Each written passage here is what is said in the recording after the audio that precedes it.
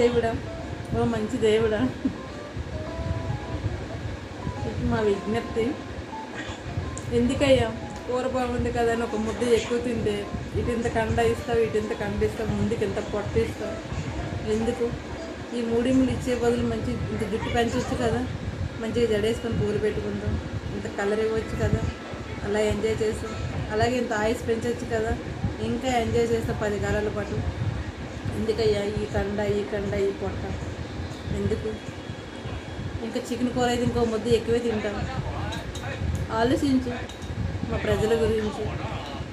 మీరు తప్పిస్తే ఇంకెవరు ఆలోచిస్తారు? అంతే కదా ఫ్రెండ్స్.